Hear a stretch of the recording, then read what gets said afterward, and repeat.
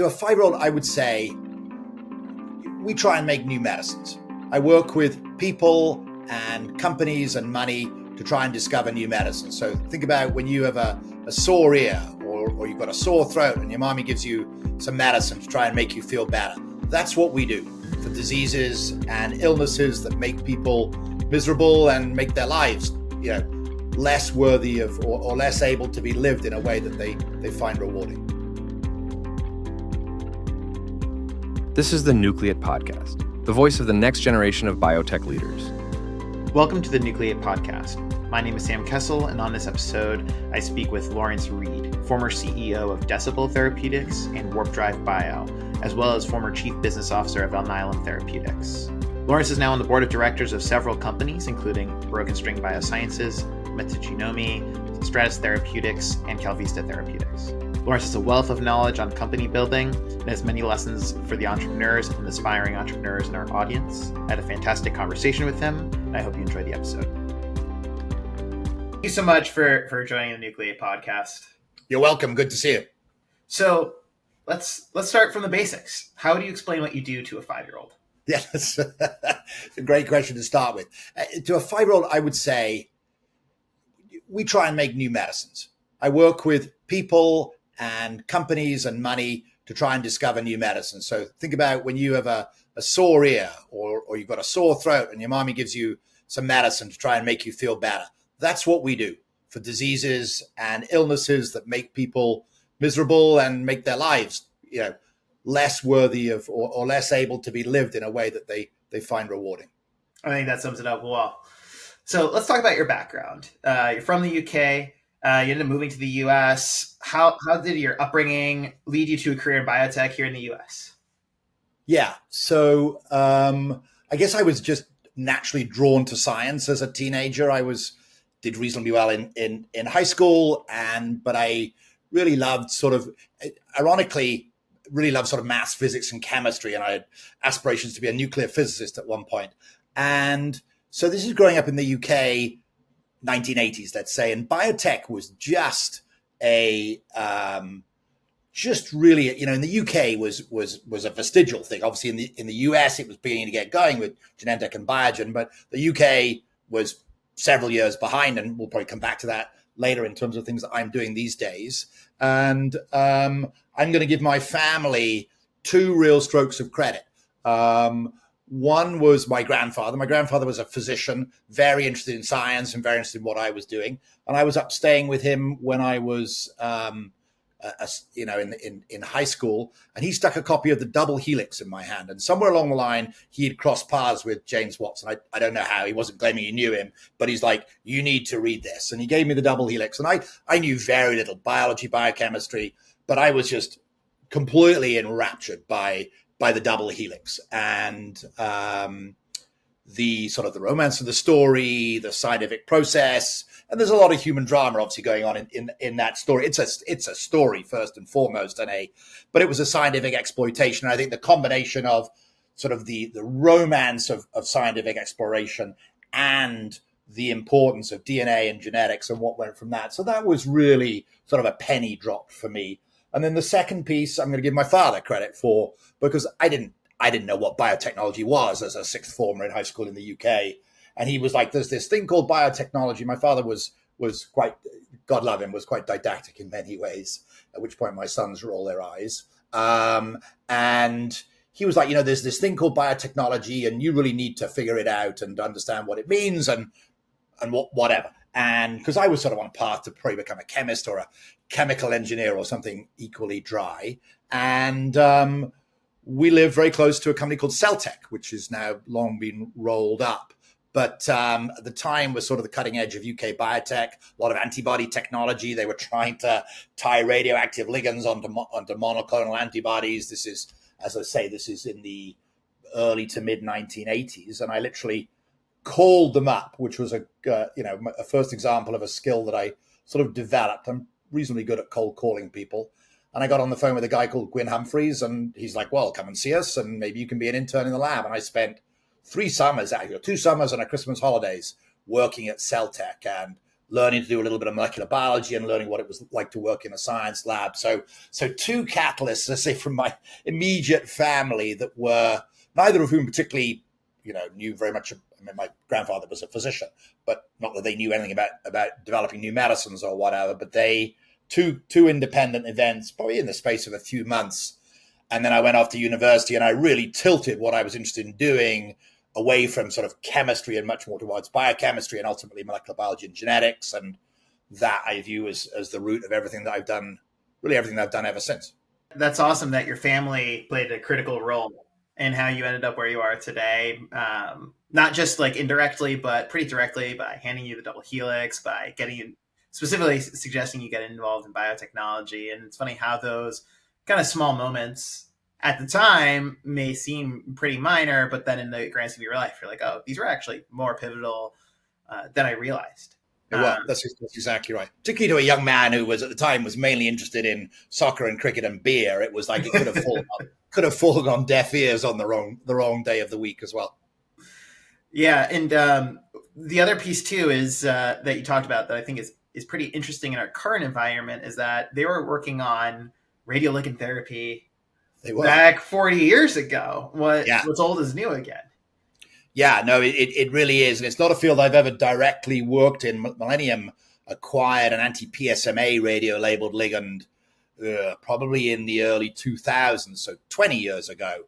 And it was still technology, and PSMA seemed like it was a great target, but it was still technology before its time. So that was 20 years, and now we're another 20 years on. And of course, in the last, 2 or 3 years, it's really become incredibly au courant, and companies have done well and solved some of the fundamental problems around making what's a fairly complex API. You've got an antibody with all the challenges of an antibody, a la modern bioprocessing, and then you've got to tie this really nasty chemical onto it. So it's taken a long time to get there with improvements in all parts of that system. It seems like a really easy concept, and it's been really hard, but really come a long way, as you're saying. Yeah, absolutely. Now, I want to talk about your early career as a scientist. You earned your PhD at King's College. You were an editor at Cell. Curious about your early scientific experience there and how that's informed your career overall throughout your experience as a executive and as a CEO. Yeah, I think I would summarize that by saying that my love of science, new cutting edge science, now very much through a lens of what does it take to evaluate the ability of a new piece of science to change how we can make a medicine that'll change people's lives. That's sort of how I view all new science and technologies these days. But my fundamental interest in basic molecular science goes all the way back to undergraduate and then graduate school. And I think that the disconnect that I luckily figured out relatively early was being really interested in sort of the data and the output and the fundamentals of the science, and not having such a great love of the process and not the scientific process, which is fantastic, as much as the actual wet lab work. I never had particularly green fingers. My wife worked down the corridor from me at MIT. She has really green fingers and really loved lab work. And lab work was sort of it's the basis of everything we do. So I want to speak about it with great respect. It just wasn't for me. And A, my fingers weren't very good. And B, I sort of began to figure out that I had perhaps other aptitudes and maybe early skills that might let me go down a different kind of path that might suit those better. Partly took a change of environment for that to really, for me to really sort of figure some of that out. I mean, I was at graduate school in London, worked at a place called Imperial Cancer Research Fund, fantastic lab mates, really great culture, some really amazing professors there, doing very cutting edge, a lot of transcription work, which I was really interested in at the time. So I loved the lab. I loved the culture of the lab. I loved the scientific process, but the actual lab work was like, And after about, I moved across here and started a postdoc at MIT. And after about a year or two of that, I was like, this is not really what I'm meant to do. And I didn't have a lot of clue about what I was meant to do, but it was like, it isn't being at a lab bench 8, 10, 12, 16 hours a day. And the transition to Cell was was very fortuitous. Cell was based just up the street in Harvard Square, literally, and they had a job going for an assistant editor, and I threw my hat in the ring and got on well with the editor, who was a well-known and extremely smart, slightly quirky chap, Benjamin Lewin, and he offered me the job, and so I moved away from the lab. And I always felt like I could go back to the lab if it was a horrible mistake, which it might have been. And but it was incredibly broadening. You get to deal with all the kinds of science that Cell was publishing, and so it was very educational, very broadening. I got to meet and spend time with all kinds of high flying people, junior and more senior, and it was fun, and it sort of gave me comfort in transitioning away from a wet lab science career, which I thought was what I was going to base my professional career around. And it was like, okay, this is still very science-based, but there are other things that I could do that were more, probably had more human interactions with them, and began to think about how do I develop a set of skills there that'll take me forward. So it was a super transition period and a very broadening experience as well. So that's sort of how I moved away from the lab, and I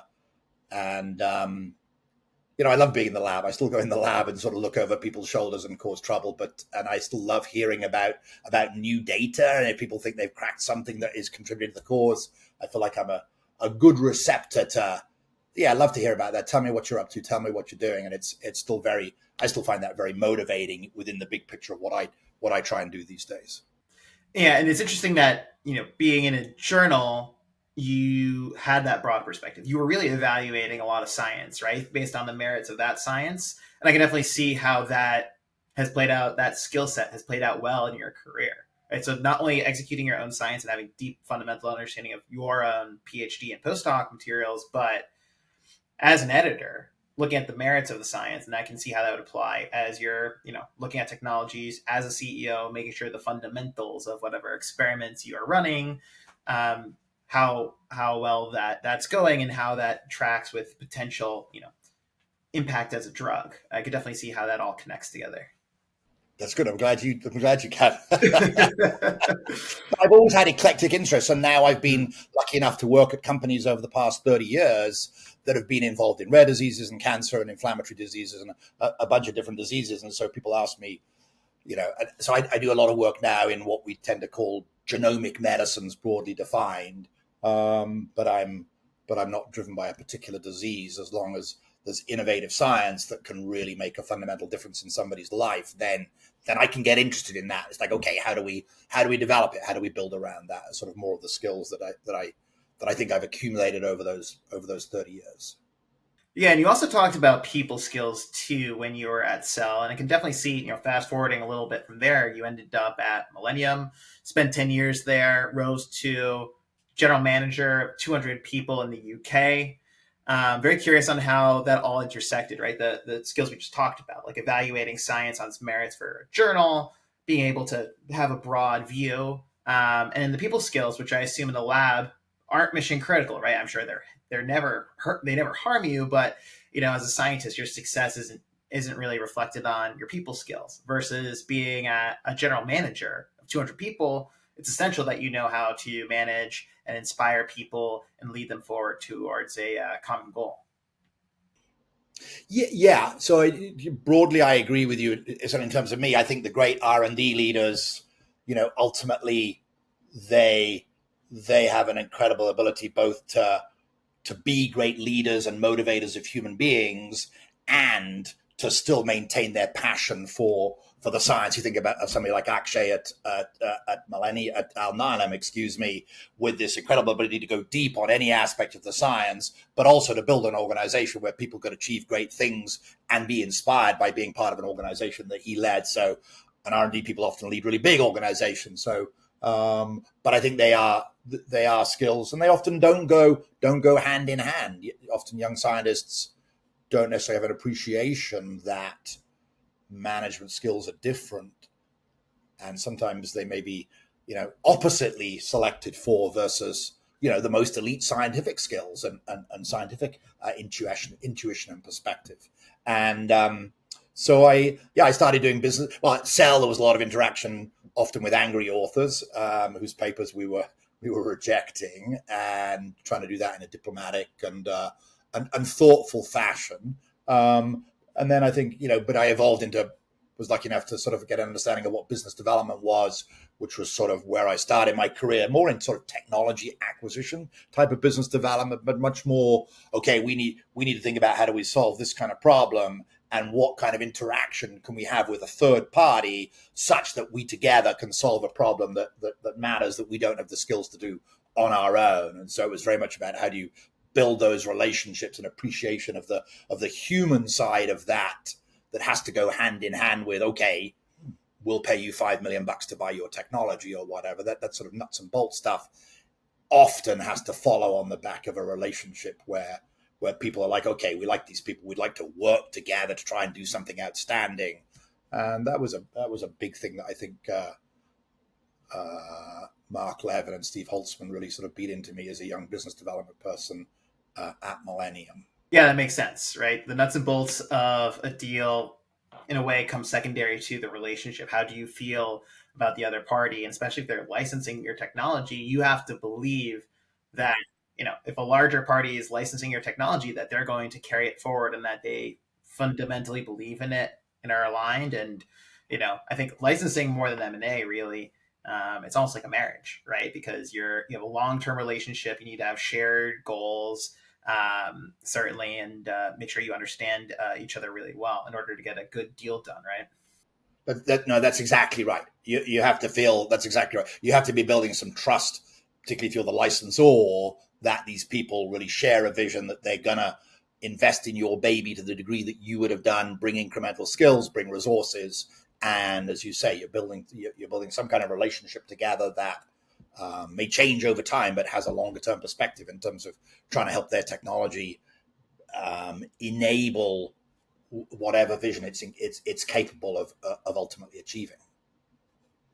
Absolutely.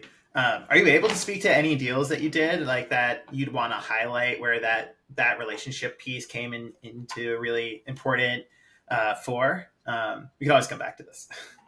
No, it's a really good question, and we have the advantage of time on our side here, as in the passage of time. And I remember we did a deal when predictive medicine was the notion of what personalized medicine would mean for the future of drug discovery intellectually was becoming clear, and Millennium was absolutely the vanguard of that kind of thinking.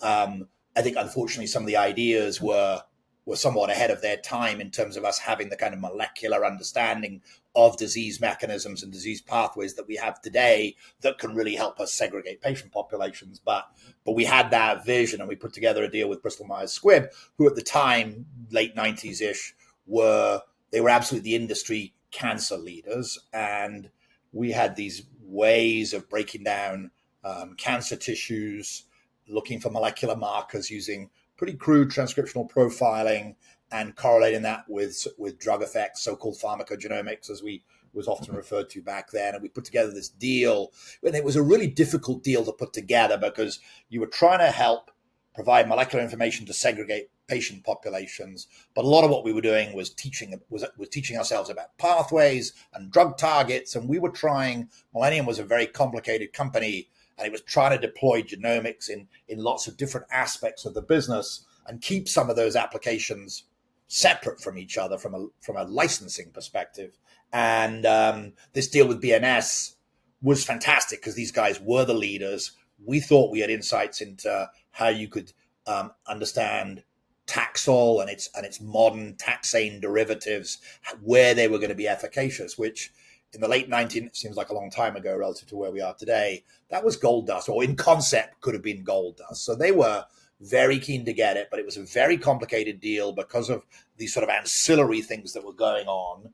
And it broke down about halfway through. Generally, I would say I've been pretty lucky in once you really get your hooks into a deal, taking it to the end zone. But that one exploded like halfway through, and the complexity just dragged it down. And we really went back to sort of basics of, okay, we want to do this deal. and the deal was dead. How do we re-engage them, retell that story, get them excited again, and reminder about what we're trying to achieve here, strip away a lot of sort of the complexity which had got in the way of what we were trying to do, which was pretty important, and go back at them. And we had an all hands sort of pressed to do that. And I was sort of the mid-level BD guy, and we had CEO calling people, and Bob Tepper was calling the head of oncology at Bristol Myers, and really trying to like sort of interdigitate, and a lot of sort of reaffirmation of relationships and the trust that we'd established as to why we wanted to do this deal. And we had a big day of trying to re-pitch them on why it was worth doing, why we were the best people to do it, and let's focus on what's important here and strip away some of this complexity that had gotten in the way.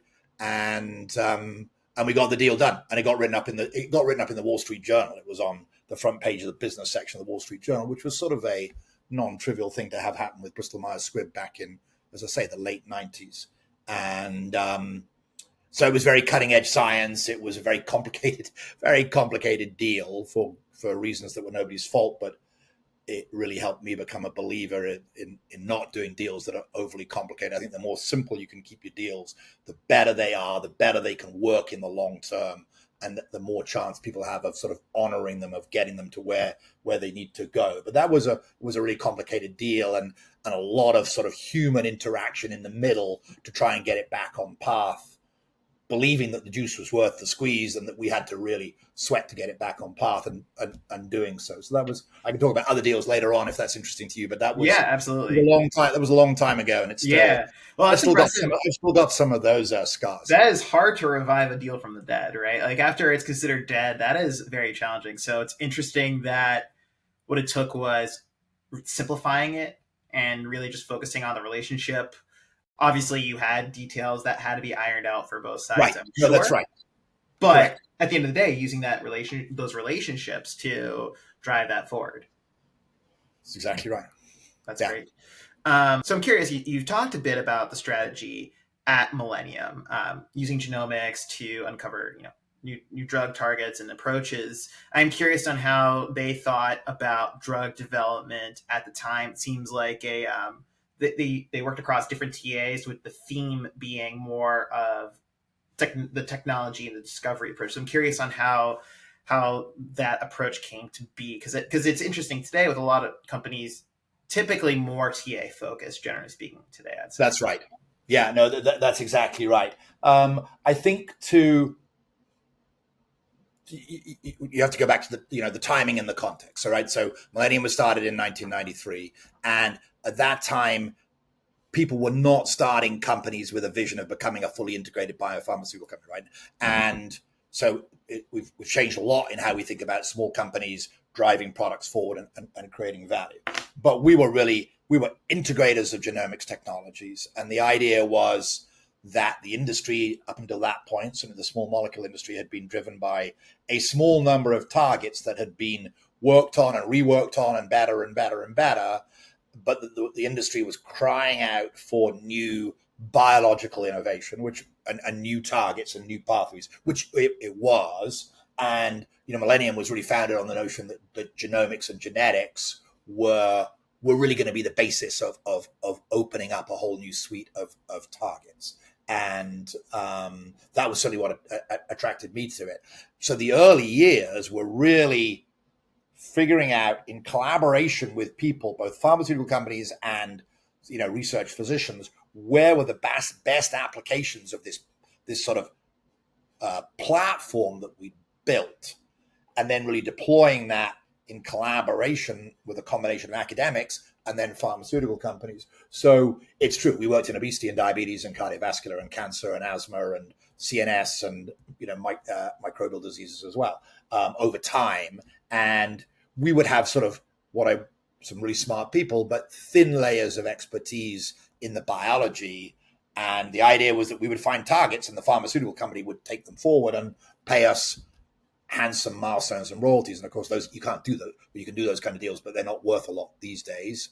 But back then, with this drive for the need for innovative targets and pathways, there was quite a lot of actual and perceived value in that. So the company was really built to be a target discovery and target validation company. And then as the bloom began to come off genomics and the 2000 crash that sort of took down all the dot-coms and took down genomics companies with it, having helped them build up to fairly remarkable sort of valuations and publicity, that Millennium had to transition and had the leadership to enable a transition that was significantly driven by new investment and acquisition, that we basically bolted on companies' early stage products that that sort of augmented a lot of what Millennium had done and intellectualized it in its early years. So the simple answer to the question is that the evolution to be a drug development company, or the strategy, what really was via acquisition, starting with Chemgenics and then Leukocyte, Cambridge Discovery Chemistry, where I ended up working for a while. So it was a series of acquisitions that took Millennium forward as a real drug discovery company. And Velcade was sort of buried in the Leukocyte acquisition, wasn't even first and foremost, and really took Millennium to being a fully integrated company, sort of almost 10 years after it gotten started, but accelerated by business dealings. Yeah, no, that's actually a really interesting nugget that you mentioned there, that Velcade was not expected to be that driver of that acquisition, and that's ultimately what got Millennium acquired by Takeda years later, right? That is correct. That's exactly right. You can't always predict how these things when we acquired Leukocyte, Campath was literally at the FDA getting approved, and the next product looked like a drug that was partnered with Genentech, which was eventually called MLN02, which many years later became a multi-billion-dollar drug in the hands of Takeda, but it had the most long and up and down kind of history of being canceled and shelved by Genentech and then by Millennium multiple times before finally people figured out how to get it developed, and then turned into this, huge blockbuster. Velcade, it was still called PS341. I mean, Leukocyte had just acquired Postscript, and Julian Adams came along with that acquisition, and it was just about in phase 1 studies, and then it raced ahead as it started to show such promise, particularly in multiple myeloma. So they acquired this. Leukocyte, to their credit, had built this very, very nice little portfolio, partly by acquisition, but also significantly by their own invention and wits, and that really was catapulted those early commercial programs for Millennium. Yeah, that's really interesting, and I didn't know that history. That's fascinating. So I think it's a good transition to talk about how you ended up moving from Millennium to Alnylam. And I'm curious on, one, how you made that leap, and two, once you ended up at Alnylam, how you felt about the differences between the organizations. Obviously, there were some people in common, like John Maraganore, but curious on how that all happened. Yeah, no, they are. They are an interesting compare and contrast. I actually had a couple of more brief adventures along the way, getting from Millennium to Alnylam. I worked with a company called Ensemble Discovery, which was one of the early DNA program chemistry company. David Liu's first adventure into the biotech world, which was fun. Obviously, amazing to see what he's achieved and contributed in the intervening time. And Ensemble was a technology, I think, really looking for the best application. And I've been involved in companies where you have novel chemistry as part of the platform a couple of times. We'll get to warp drive in a little while. Developing novel, innovative chemistry is really difficult from a business perspective. The pharmaceutical industry, there are a few things that they're really good at, and chemistry is one of them. And chemistry is a very classical science, and some people still read chemistry in German, and demonstrating the value of new chemical innovation is very difficult. It's like you have to use new chemical innovation to solve a biological problem that nobody else can solve, and that's how you validate your chemistry. I mean, that's a little bit simplistic, but not completely. And that's hard. And I think it's also fair to say that the composition of a lot of chemistry departments at large companies. They're very good at what they do, and they tend to be fairly conservative in their outlooks in terms of innovation. And I think we need chemical innovation, and it's really hard as a small company. So that was Ensemble, and I did that for about 3 or 4 years, put together some deals, including with my old friends at BMS, and in 2010, I started talking to John Maraganore about roles at Alnylam around. They, a little bit like Millennium, they had this sort of RNAi platform, and they were trying to think about it in different applications.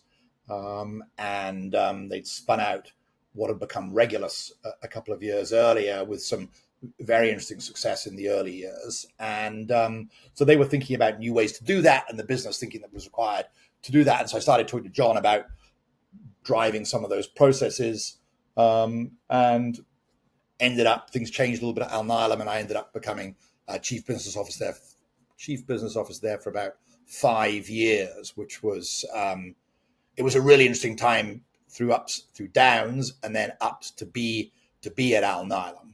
And from a time when RNAi was definitely fell out of favor with both investors and particularly with large pharmaceutical companies, and then the pendulum sort of swung back, as always with these things, as we started to get more compelling, early but nonetheless very intriguingly compelling clinical data, and the pendulum was swinging back quite a lot over the course of the time I was there, and we were able to end up doing a very nice series of deals and raise a significant amount of money sort of in the latter part of the time that I was there. So it was a great experience from that transition, and a really remarkable company, and a very, very different than Millennium, culturally, I would say. They were very focused. So again, context is important, right? So the industry is now 10 years older. Alnylam, to their credit, was always very focused on, is this technology ready now such that I can push a product forward? Scientifically, rigorously, and ethically, I need to be right at the forefront of pushing this technology forward, to have product candidates and move them into clinical trials. And because we have this amazing technology, and it will have fantastic benefits if we can get our molecule to the right place safely in a human being. But that by pushing the edges of that, you just learn so much about the technology, about how to manufacture it, about how to deliver it. And big contrast particularly with, I would say, Merck and Novartis, who invested much greater sums of money in RNA interference, and never put drug candidates into human beings, and never really were able to drive innovation within their organizations to really move that technology to anything approaching what its ultimate destiny was, which Alnylam really, not quite single-handedly, but very materially pushed by its belief. And it was just built into the culture that the company was going to make this technology succeed, that we were going to build great drugs on the back of it, and that it really required a commitment to pushing the technology forward and finding the product instantiations that the company could move forward. So that was very different than Millennium, sort of looking much more horizontally at large groups of targets, and how we could validate those so that other people would do the drug development. Alnylam did a lot of partnerships, but at the core of the company was always, okay, there's a certain set of opportunities, product candidates here that we need to own and control, because that's how we're going to validate the importance of this and ultimately generate, a lot of value in our company. Yeah, and it makes sense too that you said at the beginning, context is everything, right? So different types of platforms have different applications, and obviously the industry was in a very different place. Certainly by the time you were at Alnylam, it's a more challenging financial environment in the post-Great Recession in the 2010s.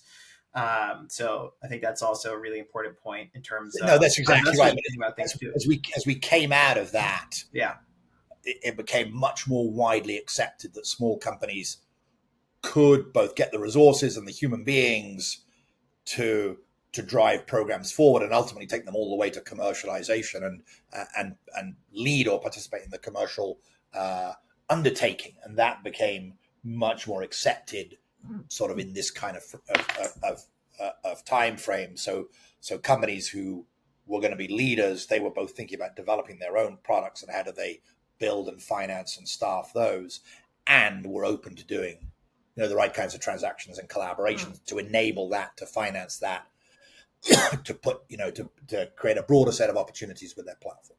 Absolutely, yeah, and that makes a lot of sense. And one thing that's interesting too about Alnylam's strategy, my understanding is that the probability of success for Alnylam has been astronomically higher than industry averages, and I assume that's because the siRNAs are designed to go after a specific genetic sequence and simple complementary pairing in terms of making sure you're binding to the right genetic sequence. So I'm curious your perspectives on that in terms of the approach and the modality for drug development. Yeah, so what you're talking about is the cartoons that Professor Sharp and his postdocs drew on napkins, a la 2002. And I think that what you started with is correct, was that after Alnylam, after many years and spending significant amounts of money with an outstanding team, really brilliant team, they figured out the right delivery modality to the right tissue with a great set of really validated targets. So once you've solved all that, suddenly your success rate does become staggeringly high, because you've got a modality that has moved towards an ability to sort of turn the crank and make drugs that you know are going to work pharmacologically, with a delivery modality that's validated and that you use again and again, and that is safe enough, particularly for severe genetic diseases, to a tissue that you can access with remarkable efficiency. So you've ticked these three massive boxes, and suddenly then, you're in a drug development version of Hershey's Heaven, and you can do it again and again. And they've done an amazing job of doing that. And you could sort of see by, 2014, 2015, the glimmers of that were appearing. So that's true. But you have to look at it through the lens of when they started. You have these molecules that don't look like any other form of drug, certainly a la, mid 2000s. And so how do you get those to a place where they can exert their pharmacology at a dose that makes sense, with a delivery mechanism that is safe, and to find a really great target? And, while I was at Alnylam, driven by, we're sort of on our own here, the investors have backed off, pharmaceutical companies have largely left the field, it's really us and our smarts and our remaining resources, and we're going to really focus on genetically validated targets in the liver, and we're going to keep investing in our delivery technologies and make them better and better and better. I think they're now on their 4th generation TTR product, if I remember correctly, and we have fantastic targets in the liver. The technology is just about there. We're going to hone it and really drive these applications. So a lot of things that had gone on earlier that had been less sort of fruitful and productive were set aside to really focus on TTR first, and then other genetically validated targets in the liver. And so it was an incredibly simplifying strategy, but it was also incredibly rich. And there are lots of really interesting validated targets in the liver once you know how to get there. I think that last piece is the critically important part. And thank you for providing that context for our audience, that yes, once many millions, billions of dollars perhaps were invested in the technology, significant trial and error, huge challenges in immunology, as well as delivery, like you mentioned. Exactly right. Once those things are solved, then it's really easy to do it over and over again. That's right. Yeah, no, that's a great point.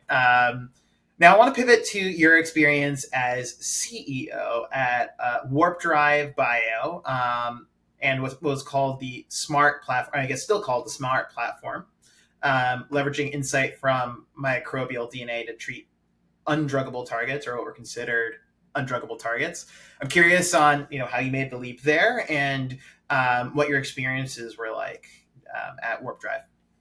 Yeah, sure. So I had five, as we've talked about, five really fun and fantastic years at Alnylam, and I could have stayed there and probably had, you know, another few fun and productive years. But I got to a stage of my career, and I could have done this earlier, but this was good timing for me, where I decided I wanted to have a crack at being CEO, and so I had a very amicable and gracious, hopefully gracious, exit from Alnylam at the end of 2014. And I hooked up with other old colleagues, being the team at Third Rock. And I was meant to go into Third Rock as what they called an entrepreneur in residence, or executive in residence, and work on new company formation. But they had this company, Warp Drive, that they'd started probably a year or two earlier with a really interesting partnership with Sanofi. The founder was somebody I knew, Greg Verdine, incredibly brilliant, highly entrepreneurial Harvard chemist, and he was CEO of Warp Drive, and he was looking to evolve to become CSO, and also to begin thinking about maybe new adventures for him. As I say, incredibly creative mind and very entrepreneurial guy who's put his finger in just a real suite of really interesting, back to chemistry, different chemistry technologies. So I ended up joining Warp Drive, and I barely got through the door of Third Rock, which was good.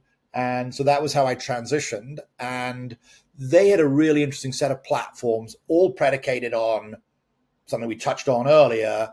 We need to use genomics technologies to innovate, in chemistry. A lot of our chemical know-how historically in the drug world has been driven by what we learn from nature. Many great drugs have been inspired by products that came out of fungal broths, or sort of out of the dirt, so to speak. And how could we bring modern science to bear on that? And there were sort of three different approaches, all of which Warp Drive was exploring. And ultimately, we focused down on two. One was using genomics to find novel antibiotics. Antibiotics, very complicated conversation in and of itself, but really a field that also was crying out for innovation, also with a very significant history of natural products as being incredibly potent antibiotics. So how do we use the genomics platform to select for genetic clusters that would synthesize novel antibiotics? And that was really where we focused that set of thinking. Did a really interesting deal with Roche that really financed that part of the platform. That was a lot of fun. And then the other part of the platform, perhaps at some level more sexy, and what ultimately drove the merger with Revolution Medicines, was the notion of how could we forward engineer the mechanism by which FK506 and cyclophilin work, which was sort of at some level was nature's answer to what people call molecular glues these days. And Greg's insight was, how do we use a combination of structural biology and chemistry to really take these complexes of molecules that were derived from FK506 or derived from cyclosporin, and direct their receptors, FKBP or cyclophilin, onto novel targets. And that was a real technological tour de force, very, very challenging problem. And we picked RAS as being the target that was sort of really, king of oncogenes, and that remains true today. And set about building a suite of different molecules that ultimately brought cyclophilin onto different faces of RAS and different mutant forms of RAS in a way that seemed quite complex as a mechanism of action, but nonetheless seemed to have a lot of promise in terms of, okay, how are we going to drug different forms of RAS? It also coincided with the first real advances in drugging RAS, and Amgen were the first people to get a G12C mutant selective inhibitor of KRAS to market, which was a great feat based on chemistry from Professor Shaukat at UCSF. And but RevMed has now taken the Warp Drive technology forward and developed molecules that also target G12C, that target G12D, that have the potential to also attack all forms of RAS. So they've really done a great job. And I say we merged with them at the end of 2018, and they've really exploited that platform and done a fantastic job of turning a chemical, very early stage drug discovery, which was as far as we'd gone it at Warp Drive, into molecules that are, touch wood, multiple of which are well on their way to getting approved these days.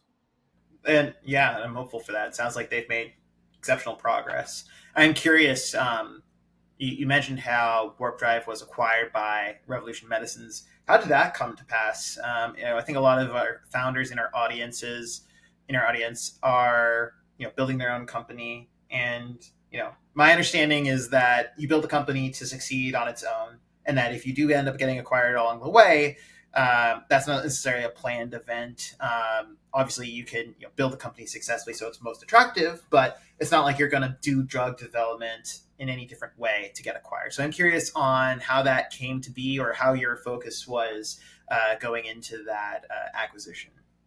Yeah, so let me just pick up on the first thing you said, because I vehemently agree. And I think I probably grew up in cultures and was significantly influenced by people we've mentioned along the way, Mark Levin, Steve Holtzman, John Maraganore, both at Millennium and at Alnylam, that the best way to drive innovation and the best way to take new science towards having an impact on patients' lives is to have a company where you think, screw it, we're going all the way with this. We're going to figure this out. We're going to solve it. We will finance it, and we will take it to its ultimate destiny, however good that can be.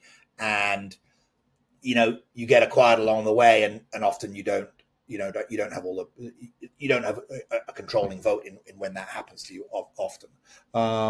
And that building companies with a view to sell them is I think is a strategy that people have tried, and often, even when they were sort of so-called built to buy, doesn't really play out very satisfactorily. There are one or two exceptions, but generally often doesn't play out as planned.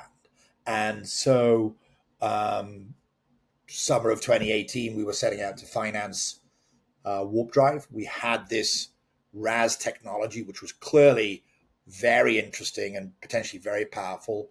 The chemistry was relatively early. We didn't have, okay, here's a molecule that we think we can have an IND for in a year's time. We weren't at that stage. Financing was therefore going to be tricky, shall we say.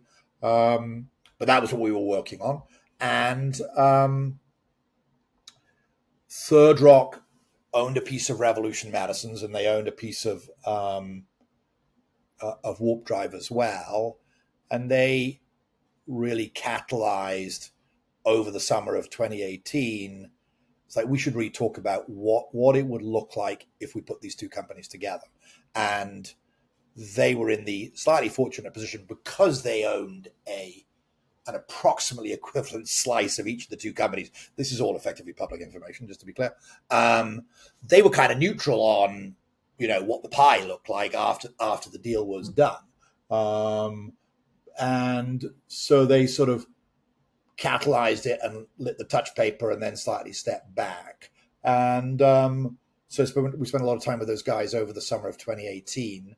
And it was very clear that they had a much more mature drug development organization than we'd yet had the need or capacity to build. And they were working on similar pathways. They were working on SHP2. And it made a lot of sense to put these things together. There was some fortuitous stuff, right? The Third Rock overlap. Sanofi was a major shareholder in Warp Drive. They were a partner to RevMed. They weren't equity holders, but they were a partner to RevMed. So there were a lot of things that sort of lined up. And that probably helped that merger get done. And so from a business perspective, it turned out really well. Our work became a very material part of their pipeline over time, and they financed it and went public with that. And they've done a fantastic job of executing. Unfortunately, they were in California, so the work all moved to California and didn't at the time attract a lot of the Warp Drive team to get involved in that over the long term, which was, an unfortunate downside. And to me, but from a business perspective, it was a good outcome, and it really, to me, taught me that a lot of putting private companies together is very difficult, because my crown jewels are always shinier and brighter than your crown jewels, and I've got different investors, and they've put their money and their ego into it, and it's very difficult. And so I think you have to look at this one and say, well, this was a really good private company merger. It was greased by the fact that there was one major investor, not a dominant investor, but nonetheless a major investor, same person on both sides of the equation, which made some of those conversations just evaporate. So there was some, not luck, but there was some elements that are not available every time private companies think about merging. But it really taught me that, and I think that the industry we're going through, I'm going to say consolidation. We're just losing a lot of companies in the current financing environment, but nonetheless, that there are always too many companies get started by smart, innovative, entrepreneurial people, and that if you could take bits and pieces and get better at trying to bring them together, then overall you would use your money better, and it would be a more productive undertaking. But it's really hard for business reasons and financial reasons, and human ego. And this was an unusual example, but it did make it really reinforce my belief in that principle that companies should be more open to how can we put small, whether they're private or public companies, together. Something I've tried subsequently without actually succeeding, for some of the reasons that I'm talking about. Yeah, and it's interesting that those common parties helped move the transaction forward. In this case, Third Rock being an investor in both companies, Sanofi being an equity holder and a partner to RevMed in one situation, an equity holder in Warp Drive. So interesting how that all came together. And, we hit on this earlier on the human element. Ego is an important part of this. I'm sure, like it's a crown jewel. You want to make sure that your technology is moving forward because you're focused on impact, right? Like you are developing. Yeah, no, that's right. No, that's exactly right. I mean, we cared.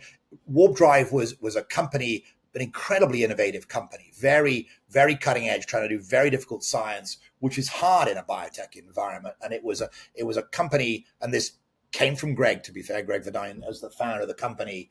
There's just absolute passionate belief in being at the cutting edge of innovation. And so people really believed in this technology, and the notion that RevMed would be a great steward of it was really important to all of us. And that turned out to be true. And we believed that from day one. And then you get into sort of more of the business of like, can you actually find a valuation that people can agree on and mechanisms to make this go forward, which we did. Yeah, that makes sense. And after this sounds like relatively intense period of time with that merger, you ended up spending a year, 2019, taking time away from biotech, sailing. Sounds like you took some time to relax during that time. Curious on how you felt about stepping away from, it sounds like from very intense period. How did you go from that to relaxing? How did that go? Well, I'm not sure. My wife would be in the background rolling her eyes again. I'm not actually sure I did. And I came out of Warp Drive with Warp Drive had been through some ups and downs, and we'd negotiated this quite tricky period to get to this merger with RevMed. And then from a personal perspective, that was my first time of being a CEO. And, I'd taken some whacks along the way and still have a lot of those scars. But I felt I'd learned, and I really wanted to do it again. And so I probably should have taken some more time off and turned my phone off. And I didn't really. So I spent quite a lot of 2019 talking to people about what I was going to do next and trying to figure out what the best thing.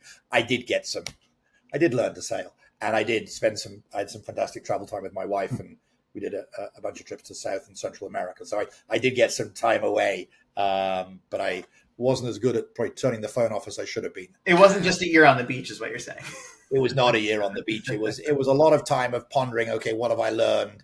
How good a job have I done? Where do I need to do better? What's the best role for me? How do I find, what am I learning about the kind of people I want to work with? How do I go back at this again? And looking for the right entree to do that, mixed in with some downtime as well.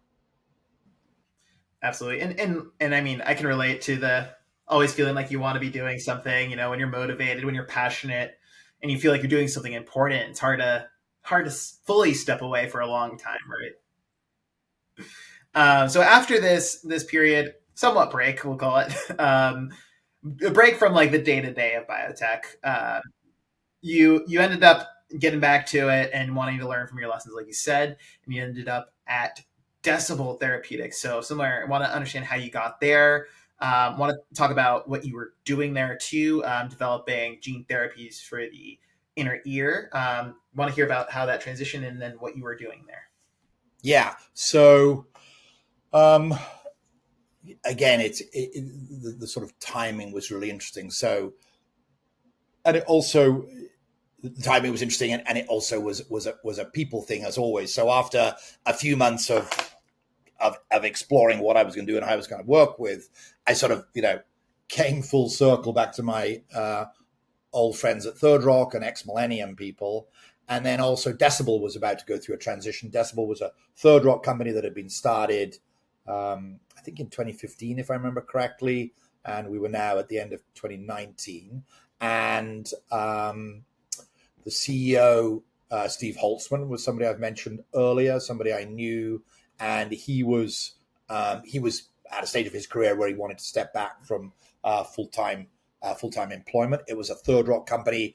They were really trying to figure out what was the strategy going to be, how were we going to build value in this company. There'd been a lot of really interesting work that Decibel had started, but there were some decisions that needed to be made. And so it was a timing thing. Again, I was sort of all set to work with Third Rock and think about new things. And they had a company that I became really interested in. We'll talk about hearing loss in a moment, about which I in no way was never mind, not an expert. I knew very little about hearing loss at the time, including how important it is from our overall human health. And but the company needed to go through some operational changes and a strategic review and rebuild a little bit. So that was all, that kind of stuff is really interesting to me. And then I got excited about the caliber of science that they were doing at Decibel, which I thought was really super, and became much more knowledgeable about hearing and how important it is to human health from birth through to death, and spent a lot of time at the company, became interim CEO, and then became permanent CEO during the course of 2020, during COVID as well. Not an easy time to take on a leadership position when the world it was heading. Yeah, no, that was really hard actually, because I started there effectively on January the 1st, and March the 13th, we didn't shut the company down, but we sent 60% of the staff home, and I barely knew these people, and suddenly we're on Zoom meetings and dealing with everything that everybody was dealing with about how do we work, can we work with people who I didn't know very well, and everybody was scared. It was early stages of understanding the disease and what was going on, and could we keep working. There was a core of lab people who were really committed and wanted to keep going to work, and so we built the necessary protections to enable them to do that, and which, looking back on it, was an amazing experience. But at the time it was scary. It was the only time in 30 years where I ever had to worry about literally the health of your colleagues in the workplace. And it was a really amazing time just after I started there. But anyway, but at some level, more importantly, the company went through a restructuring at the beginning of 2020.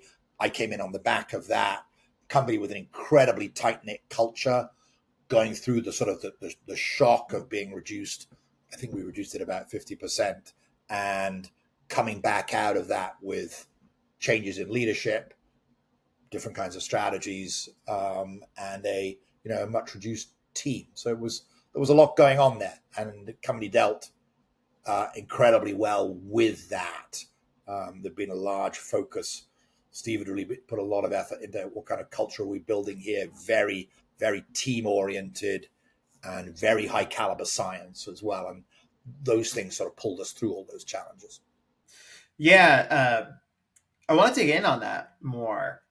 So this is a theme that's come up with a lot of the executives we've spoken to on the podcast, that restructuring, laying people off is often one of the hardest parts of the job. I don't know if it was clear from your story. Was the prior CEO or prior leadership involved in that layoff? Well, so yes, Like, yes. mainly because, like, how did you navigate after the fact? Well, so I effectively came in conjunction with it.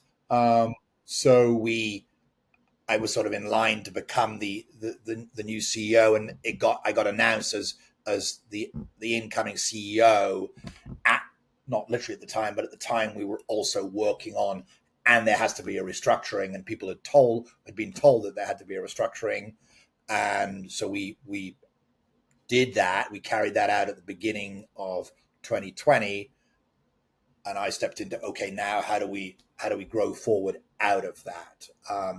It is hard. There's nothing like it. These companies, the good ones tend to be very intense.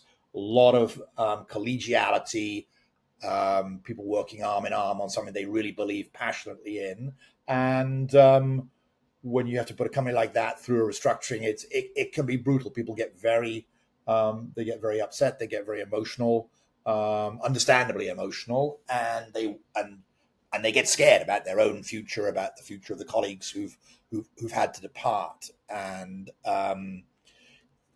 all of that is always true. And I've been involved in, I don't know, probably less than a handful, but 3 or 4 over my time, and they never get any easier, and nor should they. And I'm not going to imagine I have anything very novel to say on the topic. I think you have to be honest with people. These are incredibly smart, determined, caring people.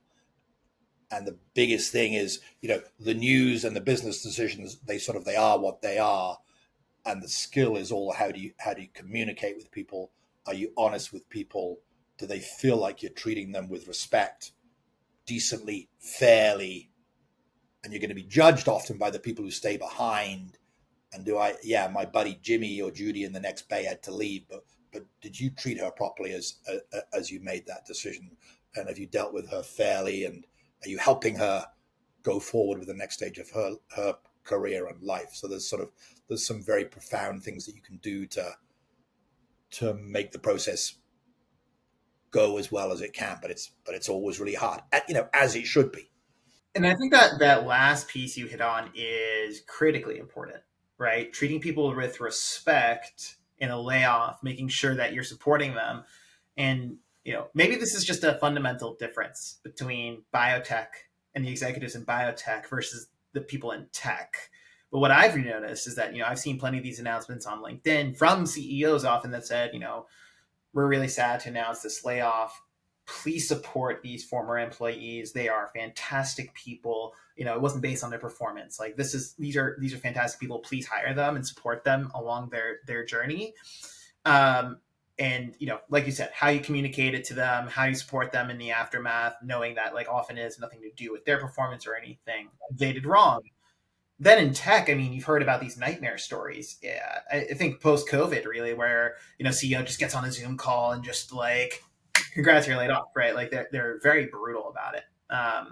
And obviously, right, this is a business decision, right? But it's also personal for a lot of these people. This is where they spend most of their waking hours, like you said, mission-driven, focused on this company. So for them, it's not just a business decision, it's their life. So I think that last point, about treating them with respect, supporting them on their next journey, their next, career step, I think is critically important in how you treat people.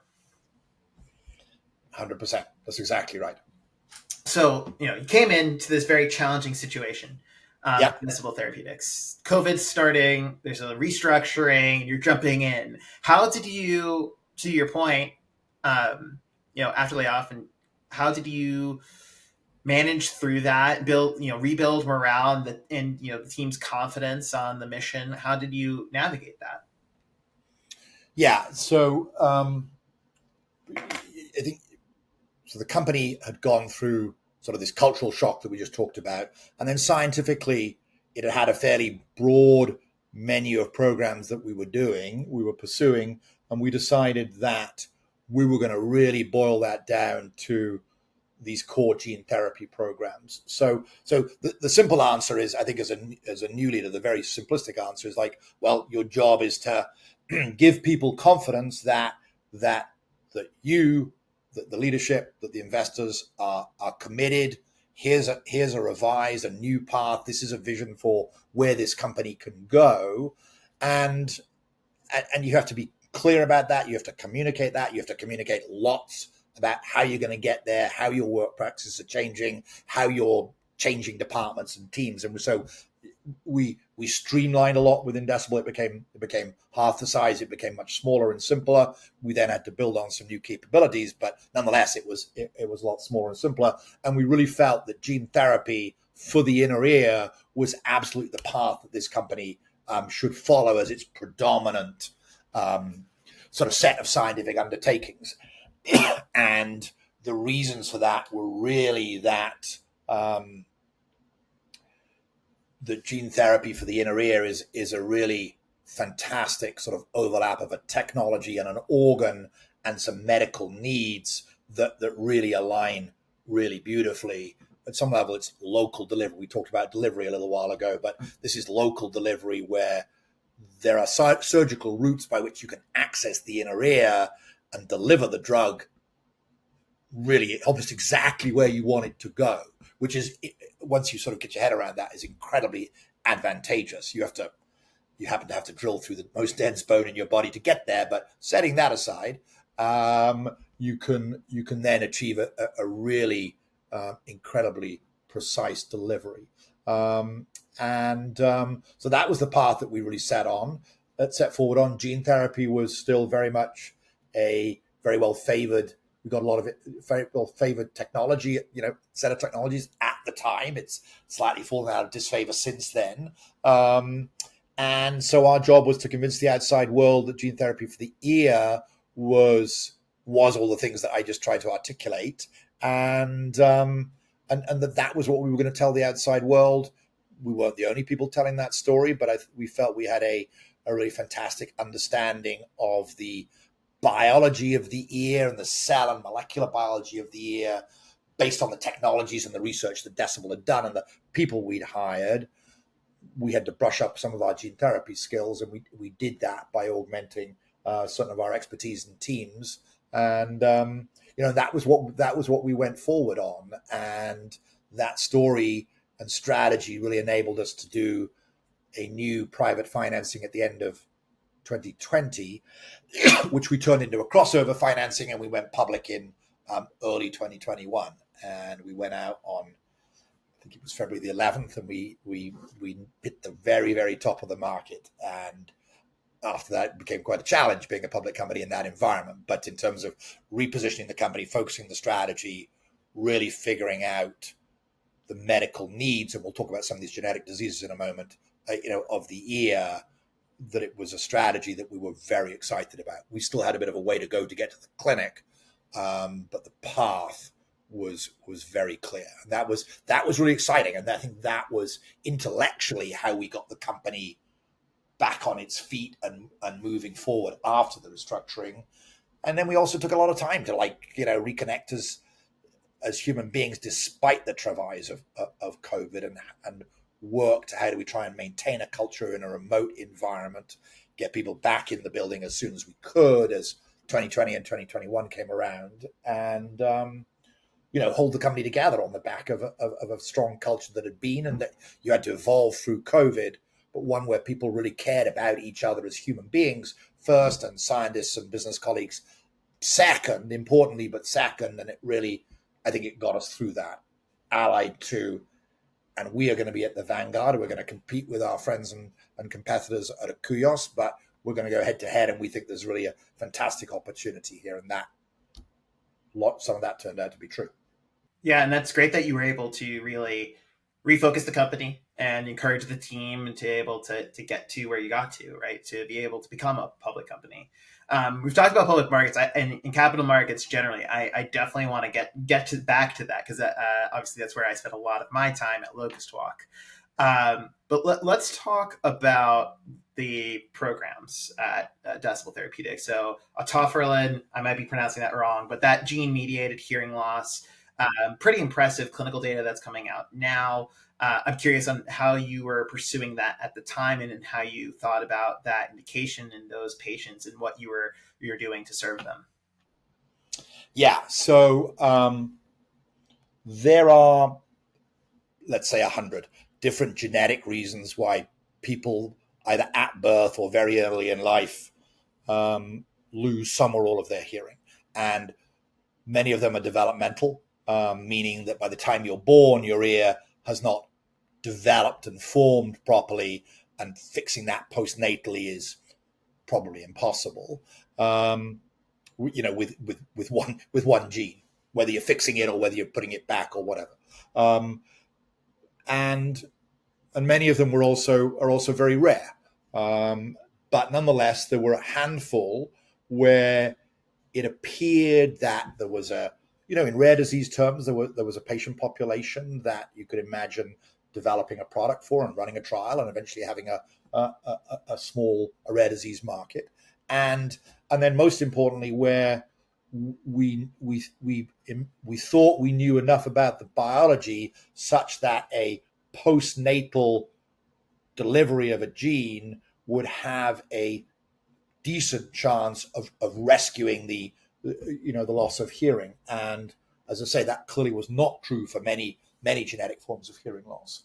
The gene that scored most highly was clearly recognized that was otoferlin, and otoferlin encodes a molecule, a protein that's involved in calcium sensing at the interface between the hair cells of the inner ear and the auditory nerve that then transmits the sound into your brain.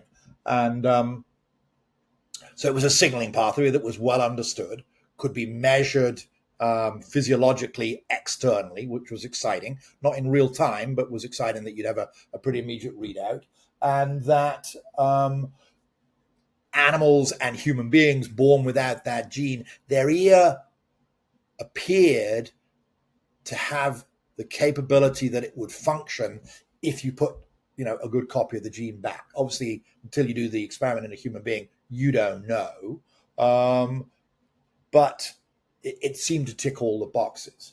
And so that was our lead program. And then we also worked on 2 or 3 other genetic forms of hearing loss. And we also had a program which in the long term will be really important, which was looking at genes that are involved in regenerating the hair cells of the inner ear, which we all lose slowly over the course of our lives, which, takes away our hearing acuity when you get to be my age and a bit beyond. And one day I think we'll be able to regenerate those cells with a molecular trigger, but that requires more biology. But we had programs in that as well. But otoferlin kind of jumped ahead, and as I say, had all the characteristics that this should be a gene that, in concept, you could rescue. And so a little bit back to your comment about siRNA for the liver. Once you've solved all the problems, it becomes easy, right? And so you have to figure out how to deliver into the inner ear. And otoferlin, it also turns out, is a big gene, too big to go in one AAV. And so the challenges were really figuring out a route whereby you could safely deliver, the gene therapy to the inner ear. And our strategy was to use the surgical technology and technique, that's used to deliver what is really the standard of care for people with severe hearing loss today, which is something called a cochlear implant. And that is delivered by a surgical incision behind the lobe of your ear. And you do have to make an incision through the mastoid bone behind your ear, which is apparently is the densest bone in the human body. You have to drill through it to get to the inner ear. And when you do, you're able to very exquisitely, deliver drug right, to the right kind of place and the right kind of location. And so we did a lot of work to developing surgical techniques to enable us to really piggyback on the world of the cochlear implant. So that was one part of it. Secondly, at a molecular level, the otoferlin drug product that DBOTO, as we call it, that Regeneron is developing today, it's a feat of incredible molecular engineering where you have to deliver two parts of the gene, sort of a 5' and a 3' end, in separate AAVs and rely on an in vivo recombination event catalyzed by a recombinogenic fragment in situ so that you recreate the gene, which then transcribes and you get intact protein coming out of it. And so my colleagues were able to demonstrate that in a mouse model, they could get everything I just said to work. We could deliver it to the right part of the ear. We could get this molecular recombination and rescue a hearing phenotype, in a mutant mouse. There were no higher animal models, but we were able to demonstrate that the surgery worked in higher animals, in NHPs. It was safe. We could get the molecular components there, and they could make human otoferlin, or they could make GFP in situ with what seemed to be comparable efficiency. And then you sort of take it through a preclinical process and you put it in a human being's ear and you pray like hell, because really the beauty of the ear is the ability to access it from a delivery perspective, but there's no way to do, PK/PD experimentation in a live human ear in real time. And we thought that sort of 2 to 6 weeks after the gene therapy, we would pick up this physiological response, which is called an acoustic brainstem response, an ABR, which is an external physiological response of the hearing signal now having been, constituted for the first time, in a human being. And so it's like one of these things, you sort of tick all the boxes, really, really amazing preclinical package that just actually very recently got published. And then we built a human clinical trial strategy and had some very interesting heterogeneous interactions with regulators the world over, very different opinions on what it would take to get permission to take this process into human beings, and finally dosed a little girl in Cambridge, England, in the summer, fall of 2023.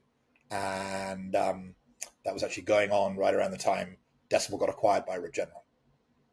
So that was a long journey, and a little bit like the Alnylam analogy, right? You have to get all these pieces to come together to make a therapy, and it looked fantastic in animals, and then of course the punchline is that we now have data. Regeneron's released data from about 11 children of different ages and different backgrounds, all with otoferlin deficiencies, and in 10 of those 11 children, there is either a very significant constitution of what appears to be normal hearing physiology, or a very significant constitution for the first time, including in kids who are older than we thought might be able to respond to such a therapy. So the data is really amazing, and I think it's fair to say has met all our hopes and prayers. I think would be a one way. Surpassed our expectations and met our hopes and prayers, I think would be how to think about it. Really incredibly exciting and gratifying, and that you have a child who is born with zero hearing, and let's talk about why hearing is so important a little bit, and is able to be reconstituted with this medicine. Now, of course, that little girl in Cambridge, she's probably about 3 years old nowadays. It's been 2 years since she was treated. So we'll see over the long term these issues about gene therapy and how durable it is over the very long term. But so far, things have gone incredibly well, and Regeneron has done a great job of executing on advancing the clinical operations to get that trial through, and we'll see where that takes them with regulators in the future. And it's wonderful to hear that that little girl that you mentioned, and 10 out of the 11 patients as well, have had meaningful hearing restoration. Not only preventing the decline of their hearing, but restoring it in some of those patients, which I think is fantastic. I'm sure you've heard the saying, any sufficiently advanced technology is indistinguishable from magic. I think is true here, right? You took a gene. This isn't. This absolutely not. There's no magic here. I think indistinguishable from magic. I'm sorry. I missed. Yeah. No, it was an incredible feat of molecular engineering by Adam Palermo and Joe Burns and Jonathan Whitten and their teams at Decibel to design this vector and to really do the translational medicine all the way from sort of a petri dish to a small animal to a big animal and now in a human being, allied to a lot of sort of sophistication about how do we get that product there, and a lot of thinking about how do you treat a young, an infant, a 1 to 2 year old infant, ethically and in a way that could really change their life. And I always think about the parents of the first child to enter. Incredibly courageous decision to say we're going to take our 1 year old baby and put her into this, be the first probably. Well, actually, there were some Chinese children who were getting treated at the same time through some competitive products in China. But to be at the vanguard of, we didn't know that at the time, to be at the vanguard of this novel treatment and everything that involved, incredibly courageous. And it just also, I was naive about the importance of hearing when I joined Decibel, and I think we often focus a lot more on our eyes than our ears. And if your eyes are bad enough, it sort of stops you reading the board at school, or it stops you working, and so we tend to fix our eye problems and think about our eyes a lot more. But I think hearing, there are very credible arguments that hearing health is as important, or arguably more important, to our sort of being as human beings and our ability to communicate with each other, to learn and to develop when we're young, and then to remain interfaced with other human beings later in life. That if you lose your hearing, it takes away your social capabilities, and loss of hearing is the number one risk factor for dementia later in life. And so it's incredibly important, particularly at both ends of your life. And that was, I didn't appreciate that, and I really enjoyed the privilege of getting to tell that story and how we thought we might transform people's lives. I mean, people with severe hearing loss are treated with technology called a cochlear implant if you're very severe, which is a pretty remarkable piece of technology, but it's not giving you back the richness of full hearing. And if your kid has a cochlear implant, you put them in a normal classroom aged 5 or 6, we estimate that they're probably catching on to about a third to half of what's going on. And I think if you think about that as a parent or a big brother or sister, about your little brother or sister or your child is in a classroom and they're only getting half the information that the kid at the next desk is getting. And obviously there are ways to remedy that, but nonetheless, it's we can do better. And as I say that with a lot of respect for the people who develop these cochlear implants, which are very striking technology in their own right. But the molecular biology is amazing if we can get the right genes at the right time. And so that was the background and the backdrop for thinking about otoferlin and what kind of treatment it could be for these children.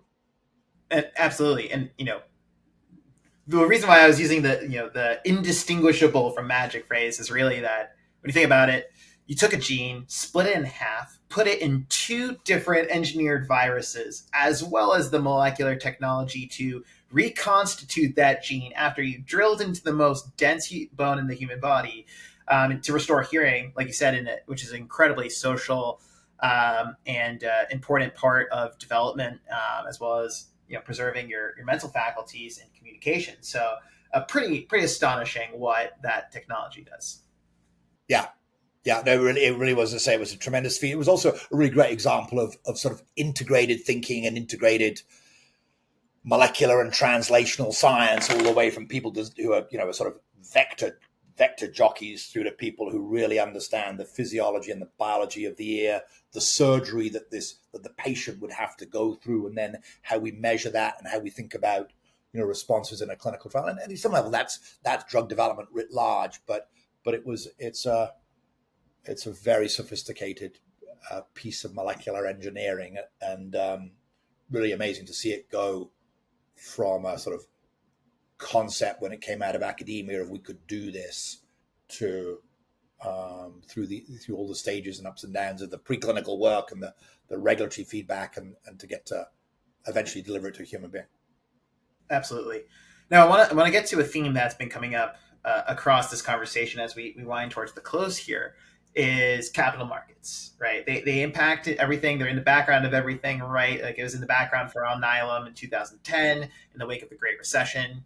Public markets were not doing well at the time.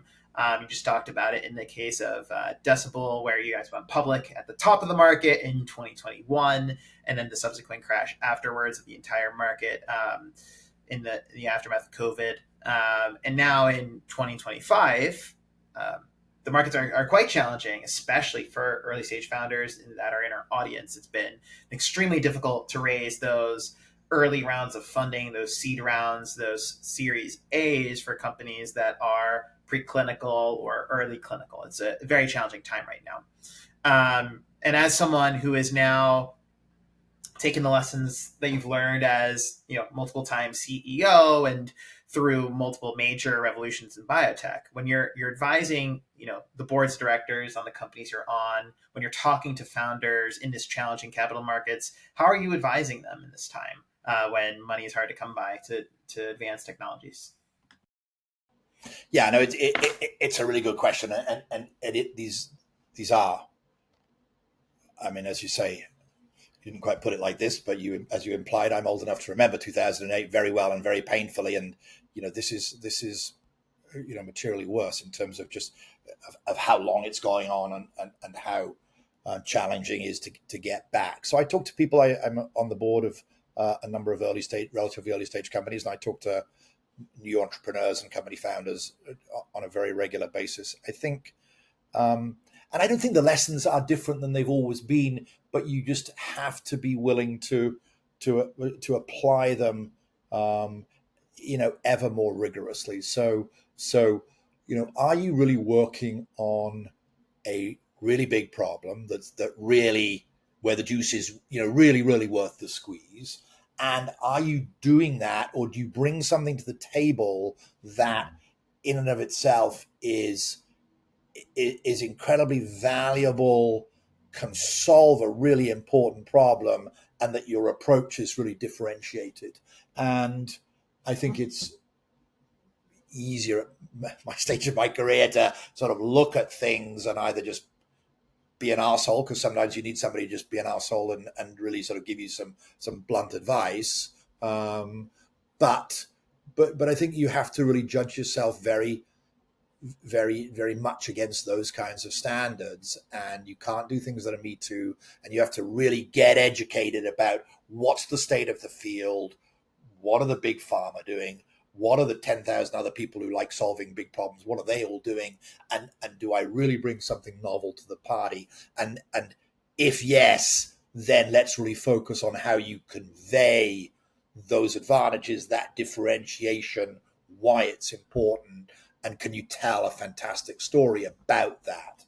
And those are, you could say, well, gee, Laurence, those are pretty basic truths and ideas, and that's absolutely true. And I was privileged enough to learn them from some of the great strategists and storytellers in the industry that I worked with over the years, people we've been talking about in the last hour or so.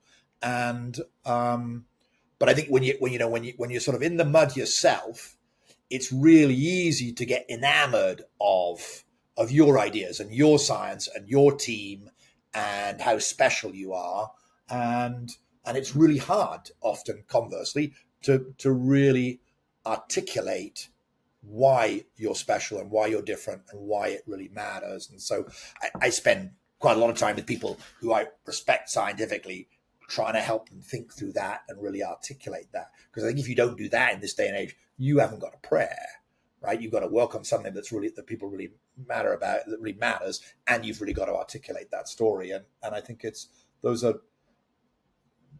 those are skills that don't come naturally to any of us. I think we can all learn and get better at articulating our strategy and communicating our strategy and our thinking. And so those are not new. Those are sort of, they're true all the time, but they become brutally required in times when capital is in short supply. And I think the last piece, and we talked a little bit about Alnylam, because I thought were really brutally good at how do we push our technology forward to turn it into drug candidates that people will be able to look at and evaluate, and we'll be able to push forward into the clinic and try and use our technology to change people's lives. So again, people can get enamored of their science and not do a good job of articulating, okay, this is what I think my first product candidate can be, whether I'm going to do it myself or I want to sell it to you, Dr. Big Pharma. But regardless, this is how my science takes me to a drug candidate that nobody else can do as well as I can, and that's going to change people's lives by this kind of route. So how do you really articulate your differentiation and articulate the value as it manifests in a new human drug candidate? So I apologize if that sounds simple, but I think in this age, you just have to be brutally focused on those kinds of things. And part of what I do is try and be a mirror to people as they try and articulate those stories. And I was lucky enough to, as I said, to work with people who were incredible strategists and storytellers. And I wouldn't claim to have their gifts, but I can sort of help people hone their stories and be a mirror for, hey, this is how I think you need to think about this. Yeah, and it's interesting that you say it's about the simple fundamentals at the end of the day, but actually being able to execute on them, like you said. Like, it's one thing to say you need to be a good storyteller. It's another thing to tell a good story. It's one thing to say you need to have your foundational strategy and differentiation really nailed down. It's another to actually develop a molecule that has a really clear differentiation. So I think that's really good advice. So it's not necessarily that it requires any esoteric knowledge that only one person has, right? This is about being able to execute well and learning from people like yourself who have examples in their head that they've dealt with different situations, who you can learn from and adapt and incorporate that advice. Yeah, no, that's exactly right. And I think, entrepreneurship it's an interesting balance between having a personality that will kick down any barrier that people put in front of you, but some of them balanced against, okay, particularly if I'm a person, I'm only 30 years old, I haven't really done this very many times before, who can I learn from, who has skills that I don't have, and can I learn from them? Or actually, I just got a black eye from that meeting with Pfizer where they're like, yeah, we're doing this in our labs, run along, young man, young lady, and no, okay, so I'm going to learn from that because they're wrong, and I'm going to show them, but I'm humble enough to learn, or I'm going to go back to my 5 experts and let's really figure out why we don't have the best example, so that next time I get in front of those Pfizer people, I'm going to really show them that no, it's different and why it's important. And do you have the humility to learn from either your screw ups or from people who've had different experiences than you or have different knowledge than you do? Absolutely. Now, last question for our audience is, what's one book you'd recommend and why? Is it Double Helix, since you mentioned that early on, or is it another one? I should go back and read the Double Helix. It's been 40 years since I read it. I think if this is going to be a bit sort of business geeky, and I've read a lot of great business books and a lot of really crap business books over the years. The one that I have on my iPad and I just go back to all the time is The Hard Thing About Hard Things, which is this book. You're nodding, so you've read it, that Ben Horowitz, as in Andreessen Horowitz, wrote, I don't know, about 5 or 6 years ago. And it just talks a lot about really granular examples of leadership challenges and hard things that you have to do. I mean, nominally as a CEO, but a lot of it applies regardless whether you're a general manager, you're a head of R&D or a CEO.